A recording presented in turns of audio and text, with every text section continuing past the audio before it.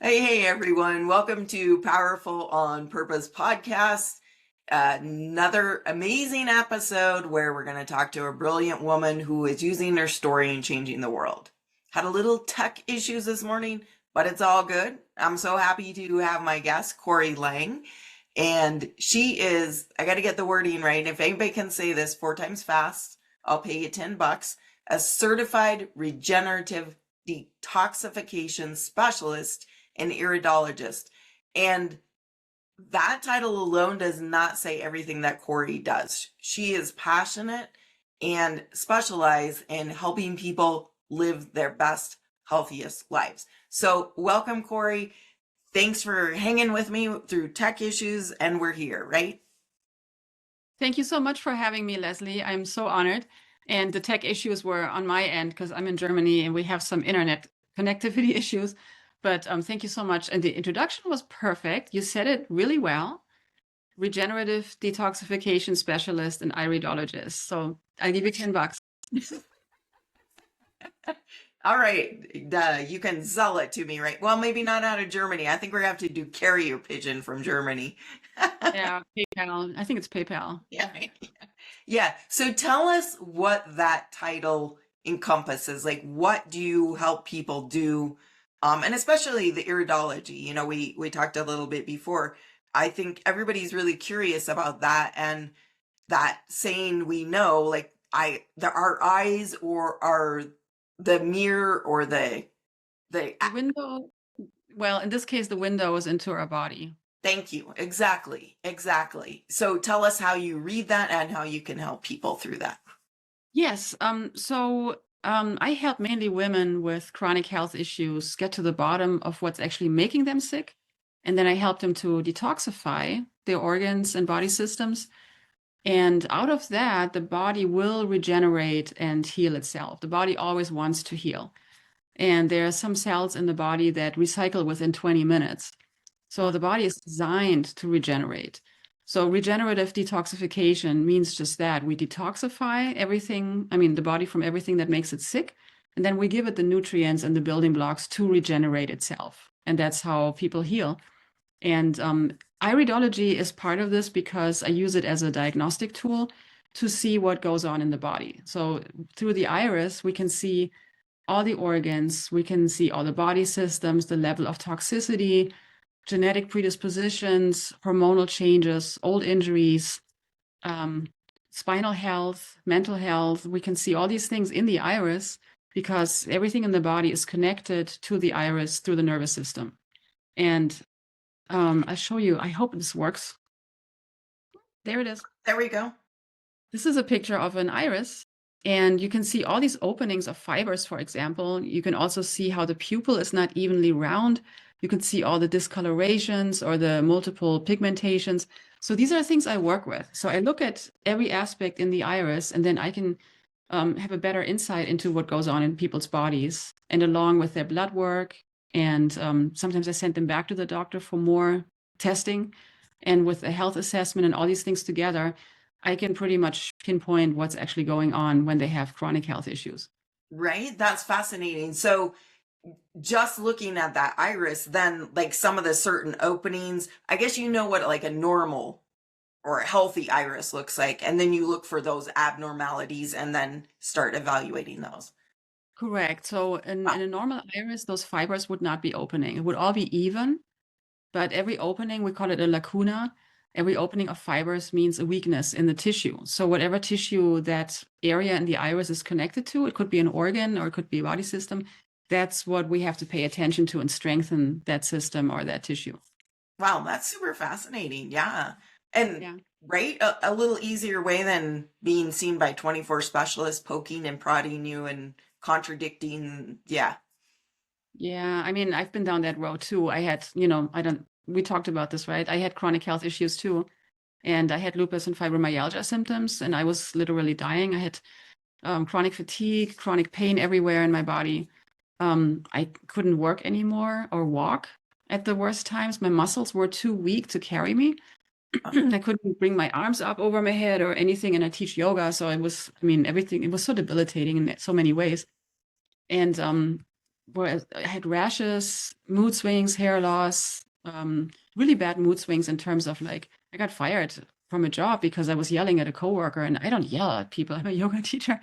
So, it's like totally atypical behavior for me. And then the pain was the worst. I had chronic pain and I couldn't even touch my skin. It would feel like it was on fire.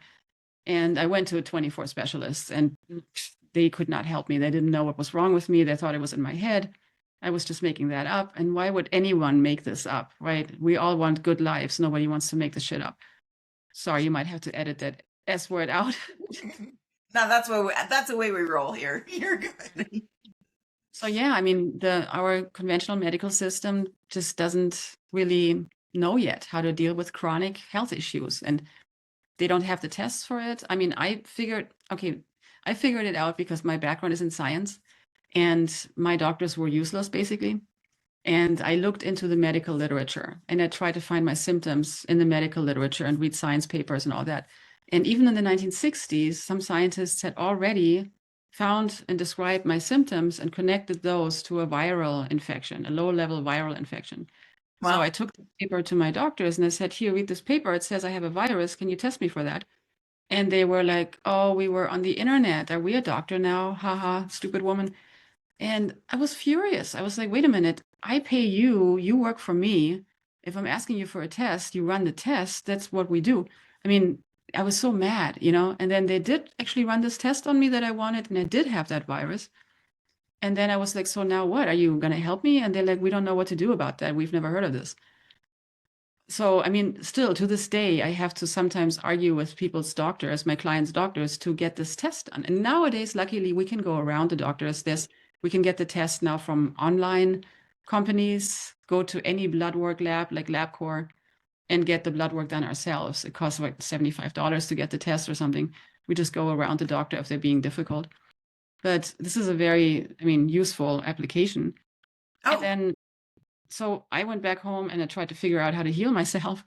And I did. It took a while and I tried different routes. I landed on regenerative detoxification, which is actually a part of naturopathy. And I studied naturopathy too.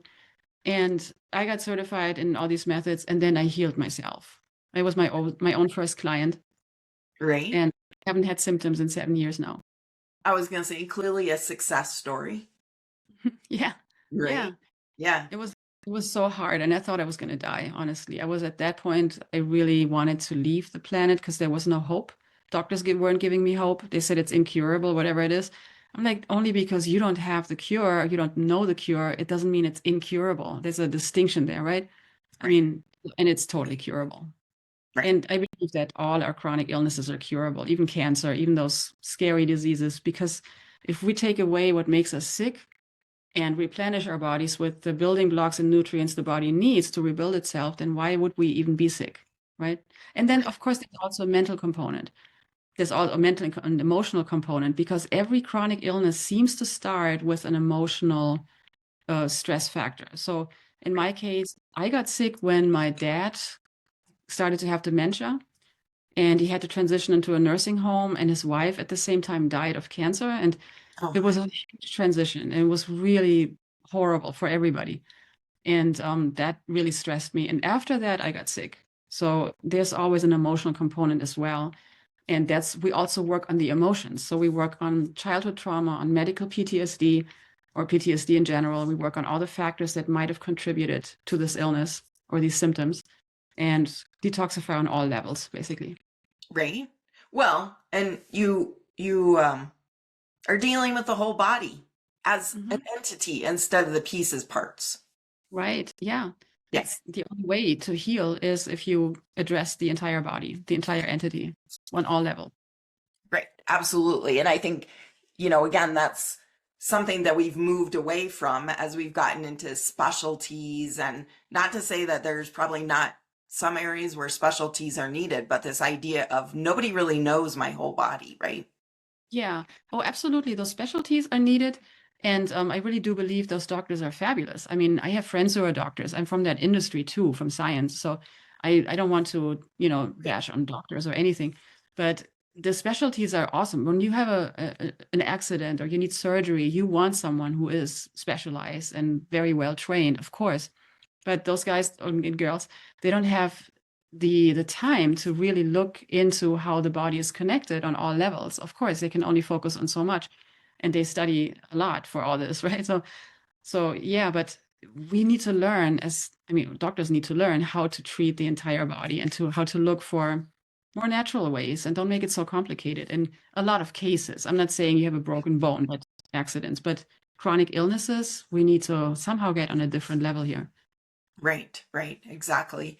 So, can you tell us, obviously not sharing names or anything, like one of the people that you worked with that really, when you think about your successes, is the one that you're most proud of, or yeah, however that looks to you?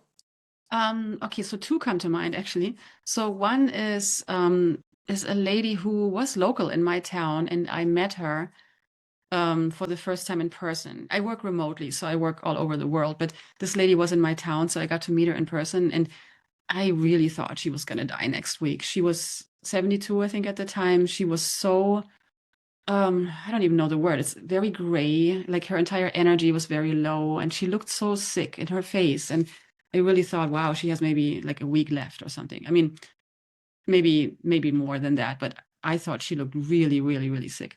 So she had been diagnosed with lupus for 40 years.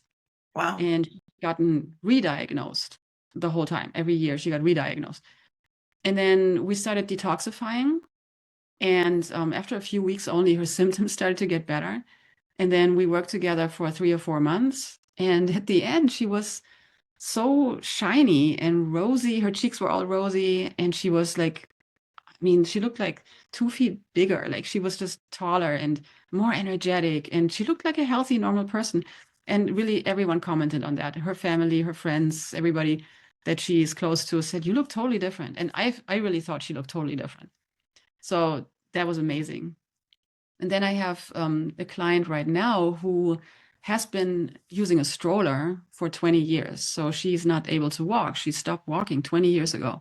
Wow. And she's actually now starting. So long story, but she had also a viral infection at that time. She was misdiagnosed with Lyme disease, and she couldn't walk. Her legs were too weak, like mine were when I was so sick. So she stopped walking, and then the tendons in her kneecaps started to shorten, and her legs were crooked, and so she couldn't stand up anymore. And so she's been using the stroller for 20 years now. And so we distinguished all this. We are doing a really heavy antiviral, anti-everything program. She's detoxifying like crazy. And so now she also had a mental emotional blockage there because she had so much medical PTSD that she didn't want to go to doctors anymore. So we worked through that with emotional health coaching and started working through the psychology a little bit. And now she went back to the doctor, got x-rays, started talking to a physical therapist, and she's working now with her kneecaps and her tendons. And so we don't know yet exactly what's going to happen, but she can move her legs better. There's already a success there. I know she's going to walk again. There's also a surgery available for that, so she never wanted to talk about surgery, and now she's considering it if the PT doesn't work, but she's already feeling her legs are moving better, her kneecaps are moving better already. So this was mainly, I would say, a mental emotional problem. Of course, what caused all this was physical, a viral infection, but there was a lot of medical PTSD. So now she's working through all this, and I had a dream about her, and I saw her walking on the beach, and I told her that, and I'm clear that she will walk again. Right. Yeah. So it's not only that you're bringing health back to people, but hope, right? Because I think that happens so often. You get stuck in the medical field and they're saying there's nothing we can do, and you just get sicker and sicker. And it is wearing on people's emotional and mental health. And you tend to start to lose hope, right? That there's like, this is just what it is, and I got to get it through. This is the biggest thing, I think, is hope, and to never give up hope, because we are endless. We are divine beings. We're in a human body right now. So what? We'll just make the best of it. We learn all our lessons, and then we go back to where we came from and do it again. And I believe we're so limited in our medical industry. We're so limited. But I've heard stories of instantaneous healing. Like I haven't experienced it myself, but I've heard stories about it. People can really literally instantaneously heal. And honestly, what happened in my case too, I was about to, I thought I was dying physically, and I wanted to also help that along because I couldn't live in this world being sick like this. I was running out of resources. I was highly in debt because, I couldn't work anymore. So I felt like there was a presence that visited me that evening and told me basically, why don't you just cure it? And I was like, what do you mean? Do you think it's curable? And I talked to this entity, whoever that was. And this entity said, yeah, it's curable. And he was kind of impatient with me too. And then I was like, well, if you know how to cure it, then let's cure it, of course. And that's when I really I got really angry that night. I was really mad that nobody knows this is curable.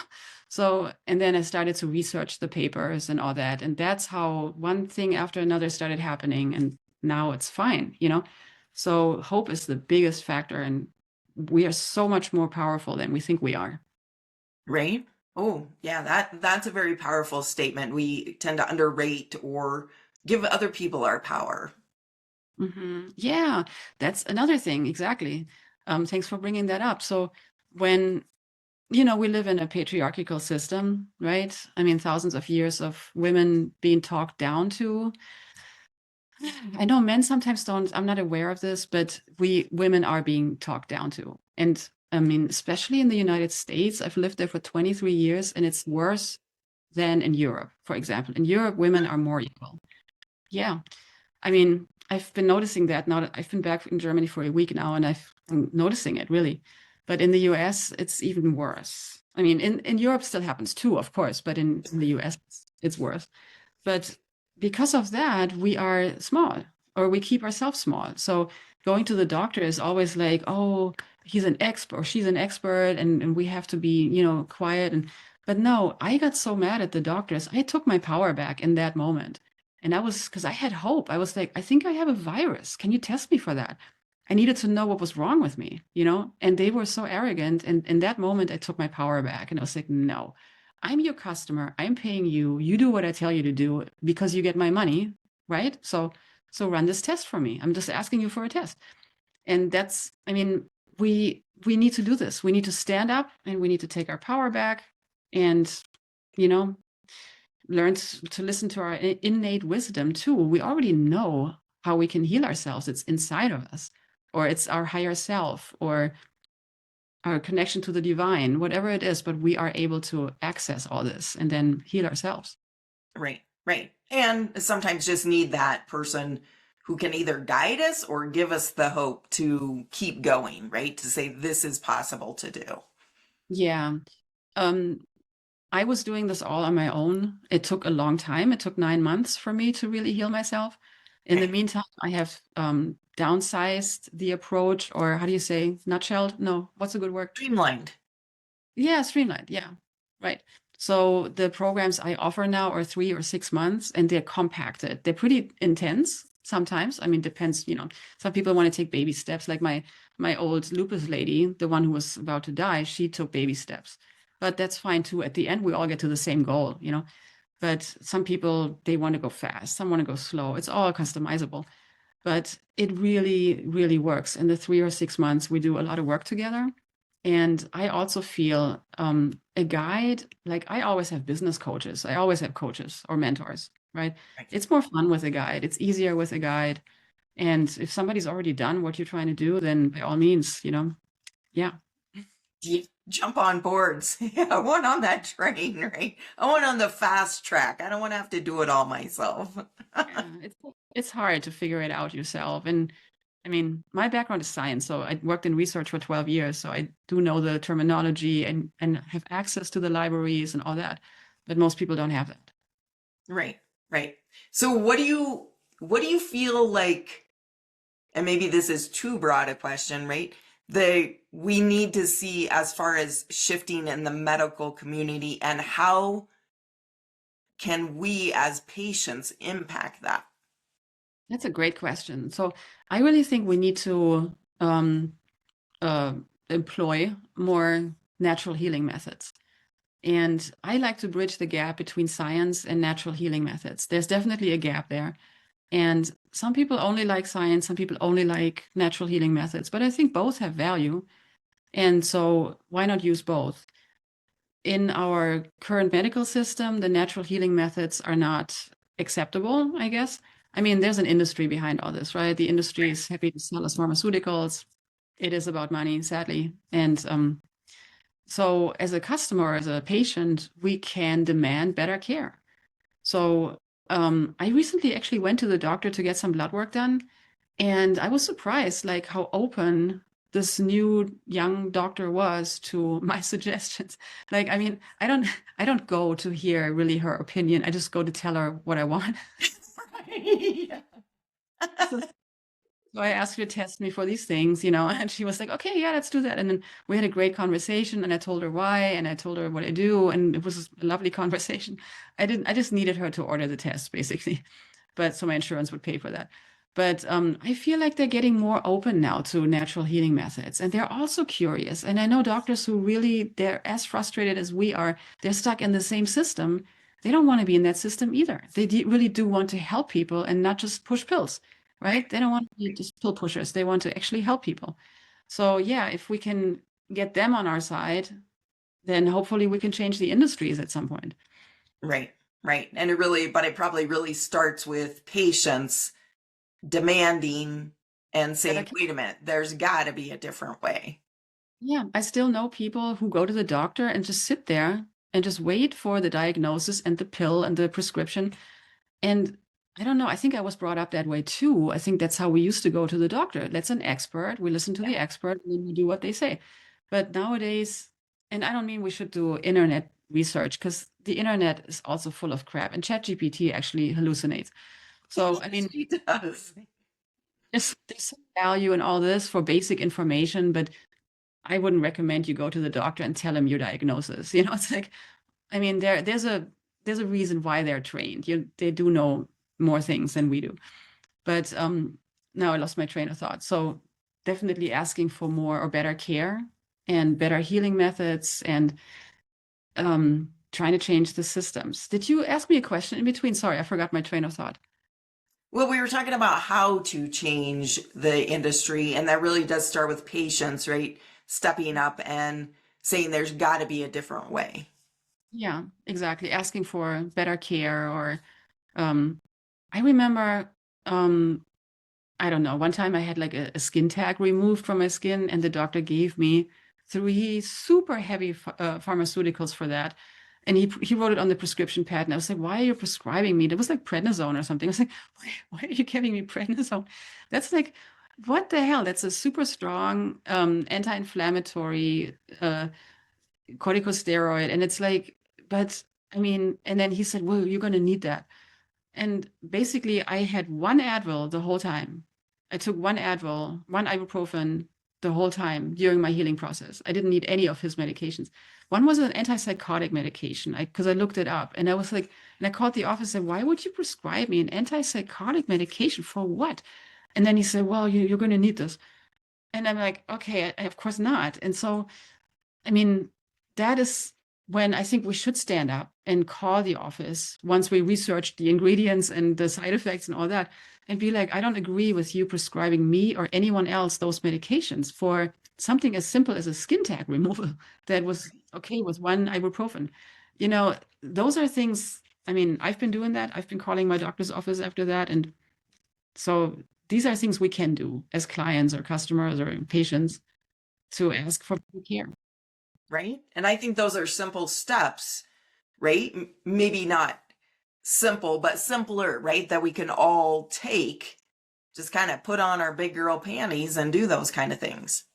Yeah. And yeah, right. And in general, just have some common sense or critical thinking, and listen to your inner wisdom. Like, I mean, the overprescribing aspect is huge still, even after the whole OxyContin crisis, all this. There's still these opiates are still getting prescribed. So listen to your inner sense and feel if you really need this kind of stuff. And you might not need all this. I'm very, very skeptical when I go to doctors, because they like to prescribe things that I don't need. So this is the first step. It's like, just be skeptical and just ask questions, or look it up on your phone right there in the office and say, you don't need this, or yeah. Yeah. No, I agree totally. So what advice, we have talked about some advice for people and stepping up with your doctor, but what advice would you give people who are facing chronic health issues? Okay, great. Yes. So one of the things that really helped me the most was, of course, nutrition. So part of what I do is nutritional therapy, and I work with herbal medicine. I would recommend for anyone who has chronic health issues to look at what they're eating. Like, fill out a couple of pages of a food journal. Just write down what you're eating for breakfast, for snacks, for lunch, snacks, dinner, and just review what you're eating and drinking for a few days, and then see how healthy that diet really is. A healthy, biologically appropriate diet is the same diet as what gorillas would eat in the wild. We are primates. We are closely related to gorillas. We share most of their genome. And I mean, our closest relatives are, Right. the apes. So apes and humans are primates. We have the same hands, the same teeth, the same intestines. We digest food the same way as apes. And if you look at what they eat in the wild, it's mostly what grows in the forest, in a tropical forest. And that's fruits, lots of leaves, which we can substitute with spinach or kale. They eat veggies, sweet grasses, nuts and seeds, the occasional bug or grasshopper or small bird, or eggs, birds' eggs. And it's really mostly fruits and veggies. And if we eat a diet like this is really the healthiest diet for us. It's very hydrating. It's alkalizing. It flushes out toxins and pathogens. And it's just the best diet for us. And when you look at our diet, especially in the United States, oh my God, I mean, all this processed food, right? And then so heavy on wheat and meat, it's not an ideal diet for humans. And there's so much I want to say about that right now.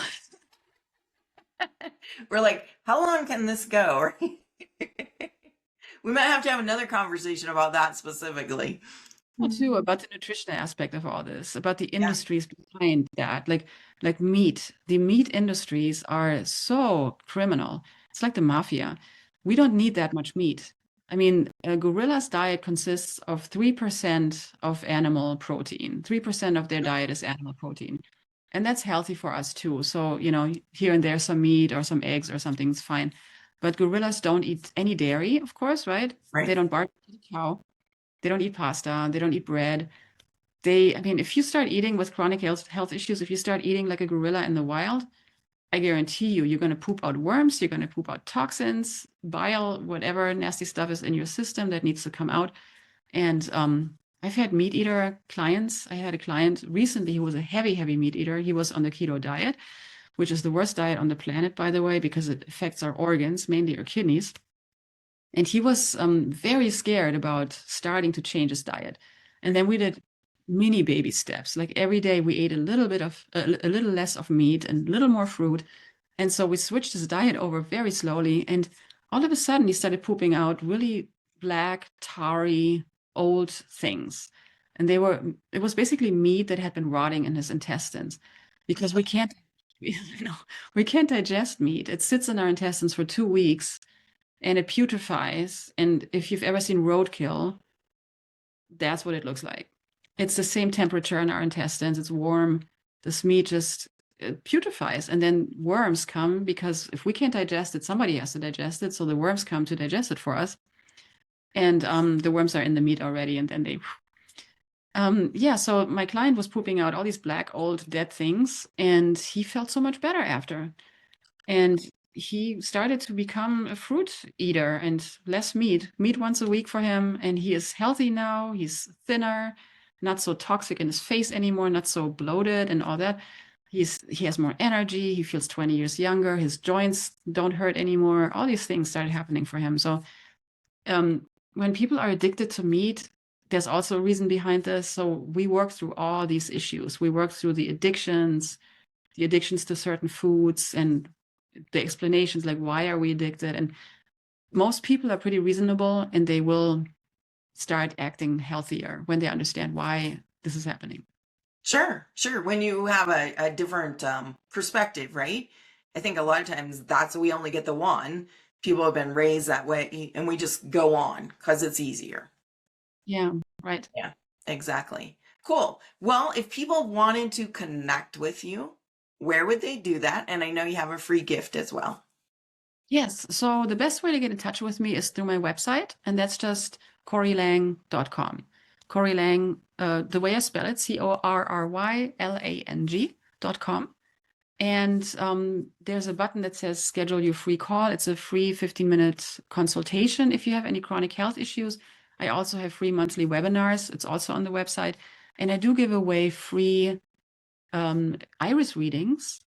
So these are 10-minute iris readings, and I look at like the 3 or 4 most obvious things in your iris. I need pictures for that. I explain all that to you. Well, we just take pictures and then you send them in, and then I can read your iris and I'll meet you and explain what I see.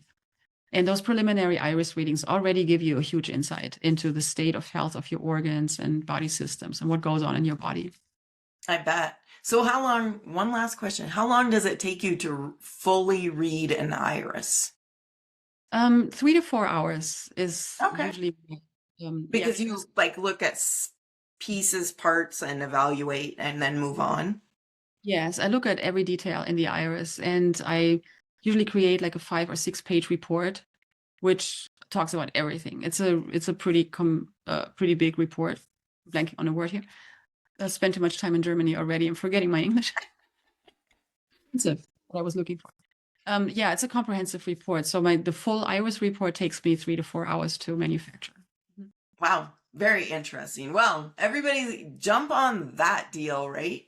And get your iris checked out. And then I'm sure you'll want to be meeting with Corry just to get some ideas and ways that you can be healthier, because we can all stand to be healthier. So thank you so much, Corry. I knew this would be fun and educational. We'd learn something as well.